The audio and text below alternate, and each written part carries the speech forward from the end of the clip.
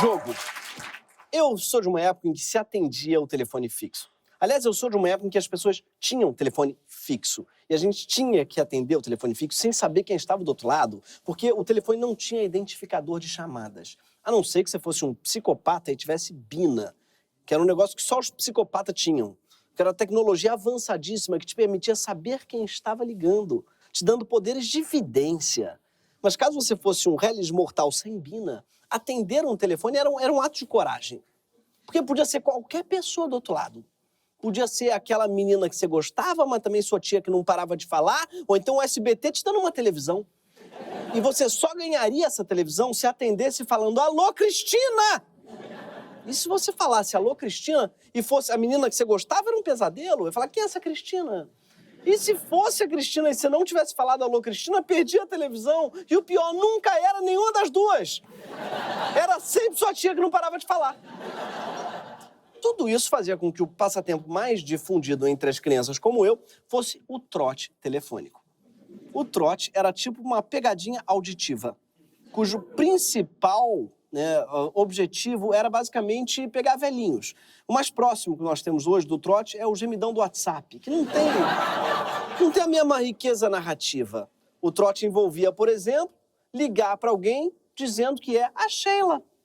A pessoa falava: "Que Sheila?" Você falava: "Achei lá no fundo do seu cu a minha rola."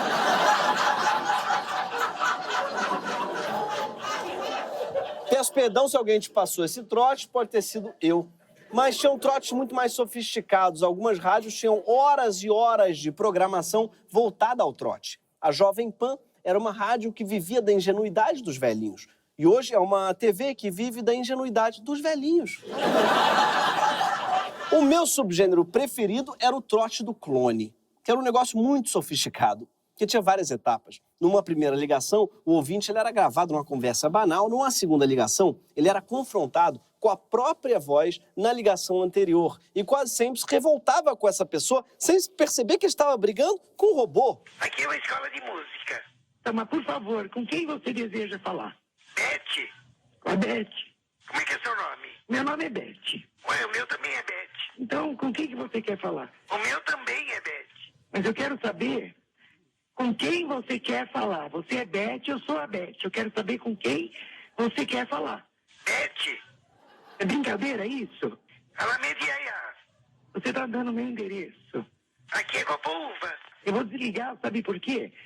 Porque você tá me fazendo de palhaça. Eu vou poupar vocês do resto, mas são uns 7 minutos. Tá? Da Beth brigando com a Beth, sem perceber que as duas são a mesma Beth. Não por acaso elas moram na mesma Alameda que a Alameda Iaiá, que é o melhor nome que uma Alameda já teve. Mas por que eu tô falando disso? Porque qualquer pessoa que assiste televisão, ou entra no YouTube, ou no Twitter, já deve ter percebido que hoje tem uma enxurrada de Beths brigando entre si. Só que no caso, a Beth não é o nome da senhora que trabalha numa escola de música na Alameda Iaiá, mas é o nome das casas de aposta esportiva. Todo dia surge uma nova Beth com propagandas milionárias em todos os meios de comunicação possíveis. Quer valer? Faz o seu melhor. Faz o Sporting Bet aí. A Bet da Ana, do Luiz, a Denise, a Bet do Vinícius Júnior, a Bet dos brasileiros. Jogar junto é mais emoção. Que deu green, que deu green, que deu green. Falei que aqui ia dar green. Deu green mesmo. Não se pode ficar parado?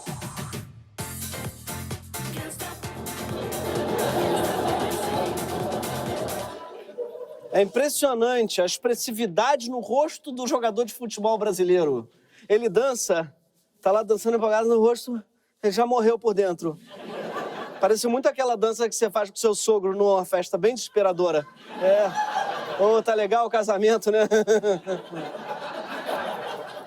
Assim como tem preparador físico, o jogador de futebol tinha que ter um preparador de elenco para fazer comercial. E que slogan é esse do Denilson? Deu green! Alguém tá distribuindo skunk nessa festa? Onde é que eu me inscrevo? Mas sim, eu aposto que enquanto a gente tá gravando esse programa aqui, deve ter surgido alguma Bet nova por aí. E sabe onde é que eu aposto isso? Na Greg Bet, a primeira casa de aposta para maconheiro do Brasil. Sim. Aqui a gente dá green. E fica tranquilo que não tem Bet Trip. Mas, falando sério, eu tenho vontade de abrir uma casa de aposta. É sério, afinal, deve ser a coisa que mais dá dinheiro nesse país. Na frente até de pet shop. O que, aliás, me dá a ideia de abrir uma casa de aposta para cachorro. A Bet Shop. No ano passado, o mercado das bets movimentou quase 85 bilhões de dólares em todo o mundo. Hoje, as bets já financiam 19 dos 20 clubes da primeira divisão, à exceção do Cuiabá, que sim, está na primeira divisão do Campeonato Brasileiro. Tô surpreso.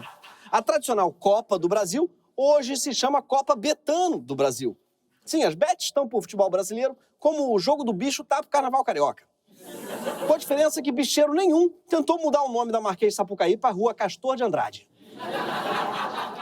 As bets anunciam em tudo quanto é jogo de futebol, mas não só. Qualquer pessoa que já tenha visto um filme pornô, e eu tenho certeza de que você não é uma delas, já foi impactada por uma propaganda do Brasino, o jogo da galera. E eu vejo os homens rindo mais alto, estranhamente, homens aqui dando uma gargalhada de identificação. Não dá pra entender qual era o target dessa campanha. Eu fico curioso, mas o link que eles fizeram deve ser: se você gosta de desperdiçar sêmen, também vai gostar de jogar dinheiro fora. Tá aí. Essa profusão de bets faz com que muita gente esteja se perguntando hoje: mas peraí, a aposta esportiva não é proibida no Brasil? Então é só chamar de nome gringo que pode? É simples assim? Então não vou mais declarar imposto de renda? Porque a lei proíbe sonegação, mas não diz nada sobre tax evasion. Eu vou cometer uma robbery?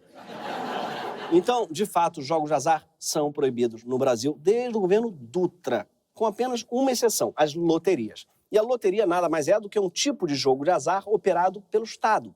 Ele é uma espécie de bet estatal. Desde a publicação da lei do Dutra, apenas a União e os estados podem organizar loterias. A lei também criou obrigações de transparência e responsabilidade para todas elas.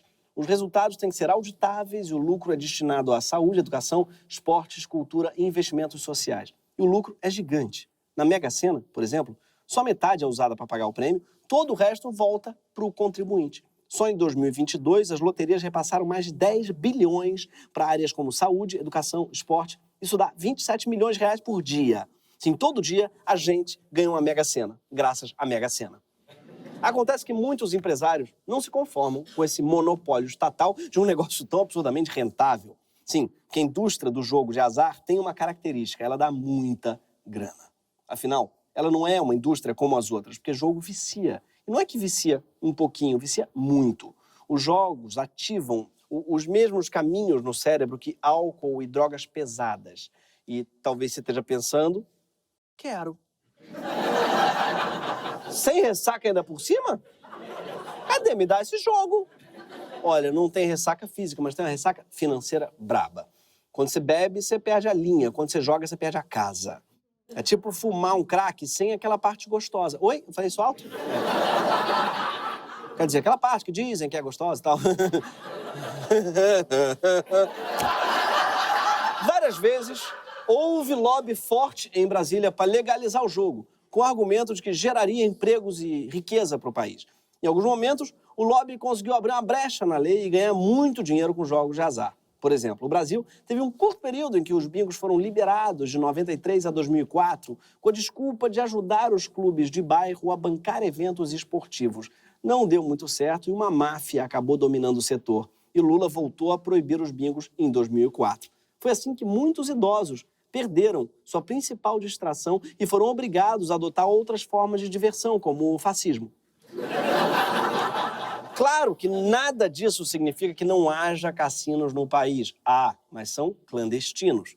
Talvez você se lembre que em 2021, no meio da pandemia, o jogador do Flamengo, Gabigol, foi encontrado numa casa de jogos ilegal na Vila Olímpia, em São Paulo. Nós estamos aqui com a força-tarefa contra as festas clandestinas. Nós encontramos aqui uma casa de jogos de azar, pôquer, menores de idade.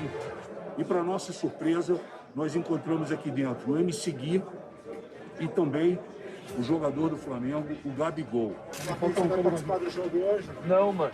Mas muito idiota do caralho. Vamos recapitular aqui. No meio de uma pandemia, o Alexandre Frota encontra o MC Gui e o Gabigol num cassino clandestino. Parece o início de uma piada ou de um pornô, não sei. E o final é curioso, porque um sujeito pergunta se o Gabigol vai jogar o Fla-Flu e ele diz que pergunta idiota do caralho, mas nenhuma pergunta é idiota nessa situação. Leva tempo o cérebro processar o que está acontecendo ali para saber se aquilo não é uma realidade paralela. Mas para quem ficou curioso, a resposta à pergunta dele foi não. O Gabigol não jogou o Fla-Flu naquele dia. Ele não ficou nem no banco. Aliás, ele não ficou no banco nem quando estava no cassino, já que a polícia o encontrou escondido embaixo da mesa. Mas voltando ao jogo, apesar desses períodos de brechas, projetos de legalização do jogo nunca evoluíram muito, até que em dezembro de 2018, o governo Temer abriu na lei brasileira a mãe de todas as brechas. Foi no apagar das luzes do seu governo, ou melhor, no acender das luzes por ser vampiro. Foi ali, logo antes de voltar para o sarcófago, que Temer sancionou uma medida provisória que se transformou na Lei 13.756, que revê a destinação da arrecadação das loterias, aumentando, por exemplo, o peso dos investimentos em segurança pública. E se fosse só isso, não seria tão grave, mas ali, muito discretamente, tem um outro negócio que a MP faz. Ela cria uma nova modalidade lotérica denominada apostas de cota fixa e prevê que essa modalidade seja explorada por empresas privadas. Como sempre, quando o Temer está envolvido, é tudo muito difícil de entender. Até porque, em geral, a ideia é que ninguém entenda mesmo, mas assim, primeiro que a lei criou um novo tipo de loteria, que é essa tal cota fixa. Cota fixa, na verdade, é a velha e boa aposta, e ela é chamada de cota fixa porque o apostador sabe quanto ele vai receber se acertar. O prêmio é pré-definido pela casa de apostas, que leva em conta a probabilidade daquele resultado acontecer. Como o Temer criou a lei, mas o Congresso não regulamentou, ficou só a brecha aberta para que qualquer empresa pudesse oferecer a nova modalidade. E daí surgiu a profusão de bets. Com a Bet 365, a Novibet, a Betfair, a Betson, a Campeon Bet, a Betano, etc. E ainda não fizeram a Betânia, cujo slogan seria "Mostra que você é intenso". Ou a Beth Carvalho, cujo slogan seria, claro, "Chegou a hora, vais me pagar". Mas tem um detalhe aqui, nenhuma dessas empresas está sediada aqui. A maioria tem sede em paraísos fiscais, onde o sistema tributário oferece vantagens. Lugares como Malta, Filipinas e Curaçao. Faz sentido, inclusive, a Sportiva Bet ter contratado o Luxemburgo. Deve ter pensado que era o paraíso fiscal e não o técnico. Você pode estar pensando, nem toda Bet é gringa não, Gregório. Tem a Bet Nacional, que deve ser daqui, né? Bet Nacional, então, ela tem sede em Londres, opera com a licença da Costa Rica e processa as transações financeiras numa empresa em Malta. A Bet é tão nacional quanto o compadre é de Washington. A PixBet ainda foi além. Não satisfeita em estar sediada fora do Brasil, contratou o David Brasil como embaixador e fez ele abandonar o Brasil do seu nome do Instagram. Sim, eles compraram o naming rights do David Brasil. E hoje ele se chama David PixBet. É verdade isso, pode checar. Não bastasse tirar o dinheiro todo do Brasil, eles estão tirando o Brasil do David. Alguns sites de aposta têm verdadeiros cassinos digitais, replicando alguns jogos famosos. Mas as apostas mais populares, é claro, são sobre futebol. E elas não se limitam a adivinhar o resultado do jogo. Dá para fazer apostas de cota fixa sobre tudo. Sobre o número de escanteio de cada jogador, de falta, de lateral. Criando a aberração, que hoje em dia, que é pessoas que comemoram lateral, como se fosse gol. Vai ver no boteco um jogo com o sujeito do lado, a bola cai pro escanteio, ele... Porra! É lateral do Cuiabá, porra! Desculpa, o senhor estava torcendo para um lateral do Cuiabá? Pois é, hoje em dia tem essa aberração no futebol. Foda-se o gol, o cara tá cagando pra gol, ele quer ver lateral. Hoje o Brasil já responde por 25% dos acessos de sites de aposta no mundo todo. No momento, operam no Brasil cerca de 450 sites, que vão movimentar em torno de 12 bilhões de reais em 2023. Nos últimos 3 anos, os sites de apostas já cresceram mais de 360% por aqui. Ah, mas crescer 360% não quer dizer nada, porque você volta para o mesmo lugar, não é?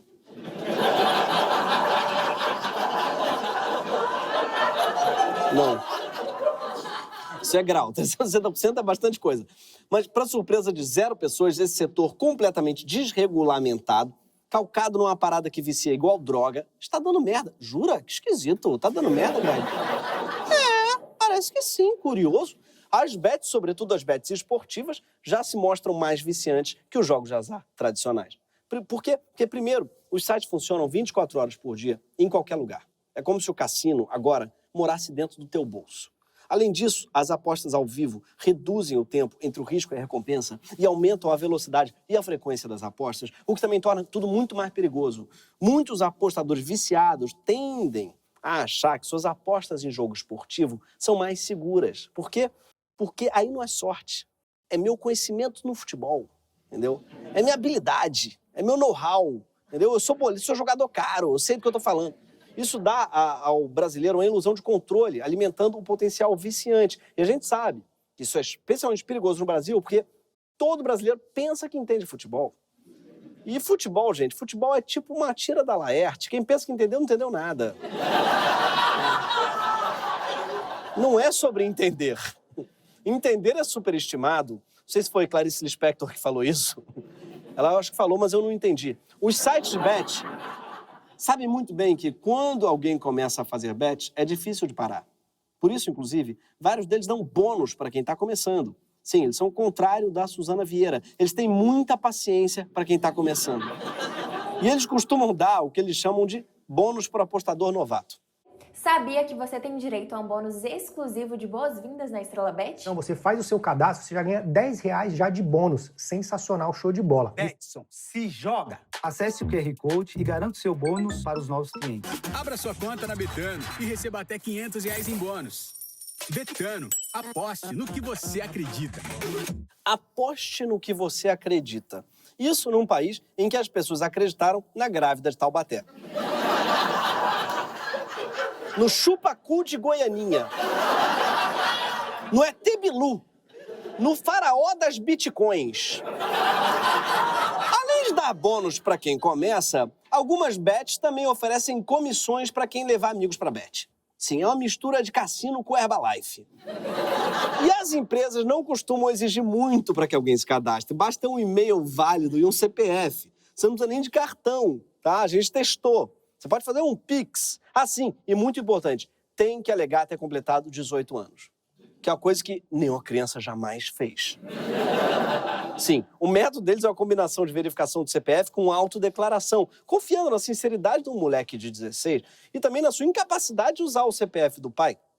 Tinha que ter pelo menos um teste mais rigoroso para saber se a pessoa é maior de idade. Tipo, tirar uma foto do lado do seu documento, ou algo mais infalível ainda, tipo um quiz. Complete a frase, o jardineiro é Jesus e as árvores somos? Pedro devolve meu? Fumo aqui, tomo um. Isso. Se os sites facilitam bastante sua vida na hora que você começa a jogar, eles podem não fazer o mesmo quando você para de jogar. Uma dessas empresas, a Skybet, está envolvida num escândalo no Reino Unido depois que um usuário viciado em jogo acusou a Bet de usar fornecedores terceirizados para compilar dados sobre ele, inclusive suas dívidas, seus problemas com o banco e seus padrões de comportamento. Por quê? Porque depois que ele parou de jogar, o usuário conta que a empresa começou a enviar mensagens constantes tentando fazê-lo voltar ao vício, oferecendo descontos, promoções e outras vantagens. Parece um ex-namorado tóxico, que assim que se consegue superar o término, ele manda um "Oi, falido". Lembra como era bom perder 20 mil libras comigo? Hein? Numa noite só? Eu sei que ninguém mais tira teu dinheiro igual a mim, safado. Mas o mais grave é que, apesar disso tudo, boa parte dos apostadores entendem as bets como fonte de recursos, não de despesa.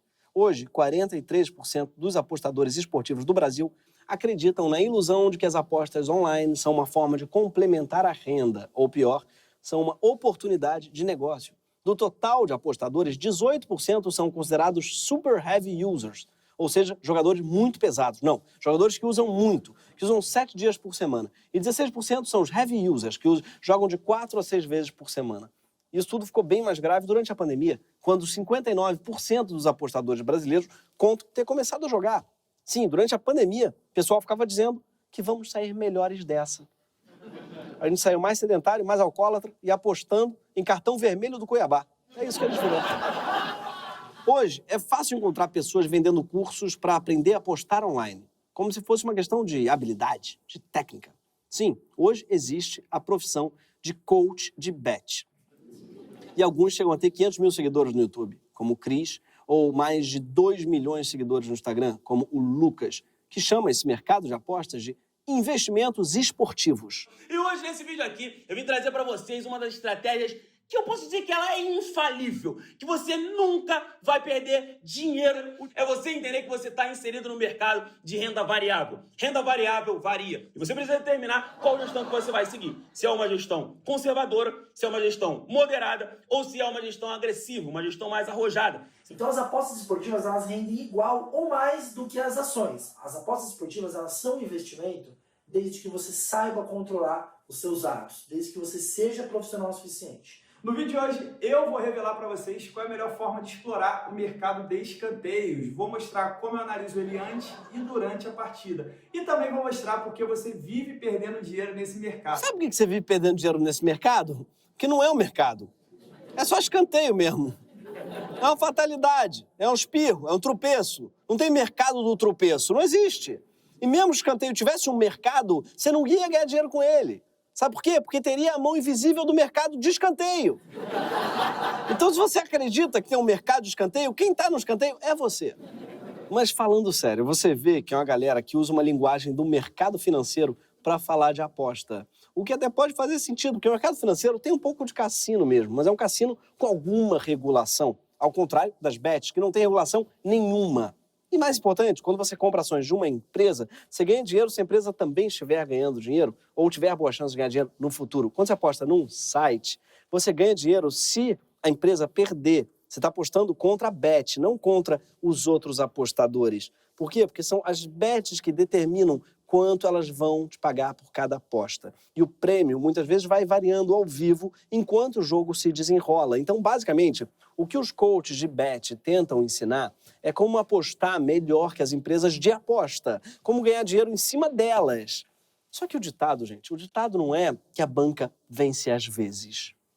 Não é que a banca tem seus momentos, a banca... Não. O ditado é que a banca sempre vence. Sabe por quê? Porque a banca sempre vence, cara. E tem um motivo para ela vencer sempre. Essas empresas têm muito mais informação do que qualquer apostador. Elas acompanham milhares de jogos, milhares de apostas ao mesmo tempo. Elas investem muito pesado em tecnologia. Só nesse momento, a Bet365 está com 115 vagas de trabalho aberto só nessa área. A Kaizen, que é dona da Betano, está com 69. Elas investem em tecnologia justamente porque o negócio delas depende delas serem capazes de processar muita informação para saber tudo do jogo e também para saber tudo sobre você, como denunciou aquele apostador inglês. Achar que você vai ganhar delas é achar que você vai ganhar da máquina. E aqui vai lembrar que até o Kasparov perdeu do robô. Isso foi nos anos 90. Acreditar que só porque você entende futebol, tu vai ganhar do algoritmo de uma empresa bilionária é ingenuidade. Você está fazendo igual a Beth da Alameda Yaya, tu está brigando com um robô.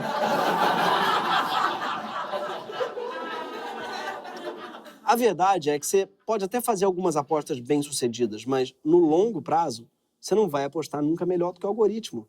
Só que muito coach prega exatamente o contrário, tá? Você vai encontrar muita gente na internet convencendo a persistir no jogo, pensando no longo prazo, ignorando suas perdas, até o dia idílico em que, supostamente, você começa a ganhar muito dinheiro.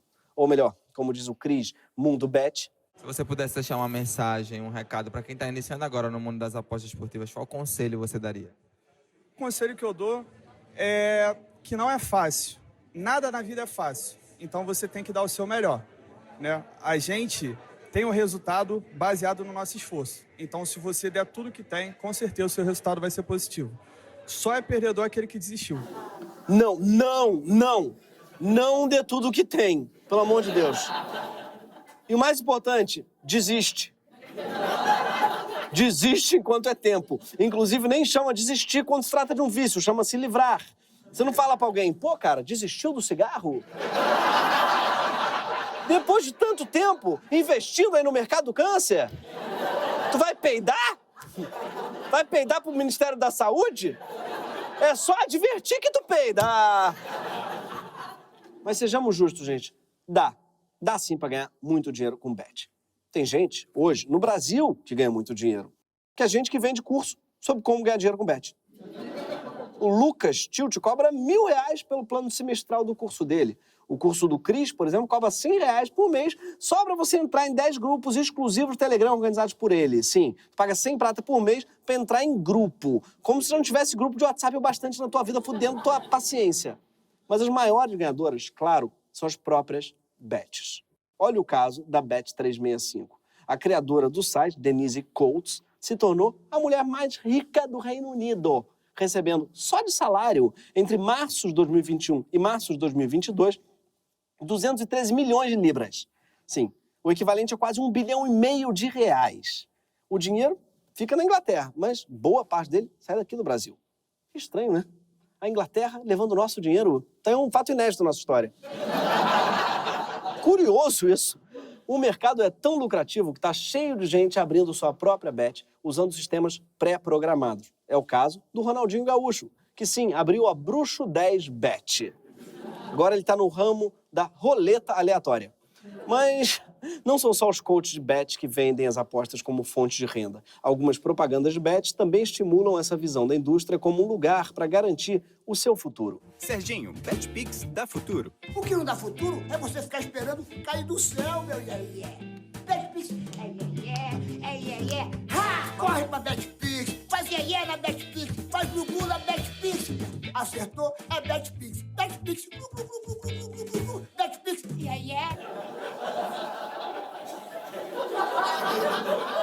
Eu devia ter dito que é gatilho de labirintite esse vídeo, de coisa.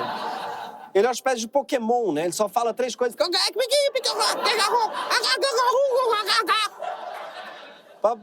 fazer ele parar de falar, tem que jogar uma rede pra ele segurar.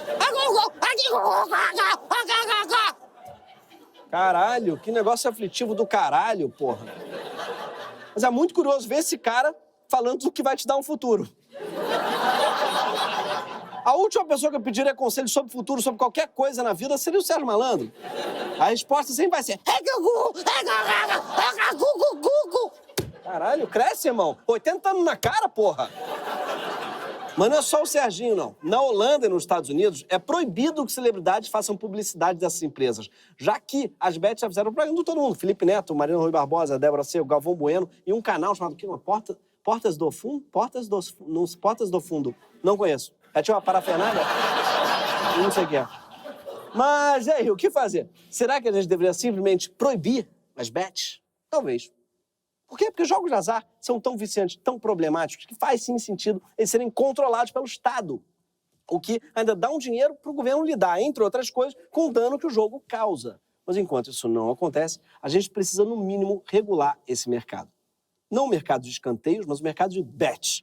E não se trata só de cobrar imposto dessas empresas, como que é o Ministério da Fazenda. Estão discutindo taxar as bets em 16%, que não é nada. Isso é menos que muito trabalhador honesto paga de imposto de renda. Tem que taxar muito mais, a ponto de tornar o negócio incrivelmente menos lucrativo para os bilionários lá fora e também o produto muito menos sedutor para o brasileiro, como foi feito com a indústria do cigarro, por exemplo. Mas tem que regular também o acesso aos sites, criando mecanismos bem mais fortes para impedir crianças de usá-los, por exemplo. E também tem que limitar a coleta de dados dos usuários. E tem que eliminar os bônus para quem começa a apostar. E tem que proibir, sim, tem que proibir a propaganda. Tem que penalizar o coach que apresenta bet com a opção de investimento ou de geração de renda. Quem quiser apostar tem que saber que ali não é lugar de ganhar dinheiro. É lugar de talvez se divertir perdendo dinheiro. E afinal, não é crime rasgar dinheiro. Quer dizer, até é crime, mas deixa pra lá.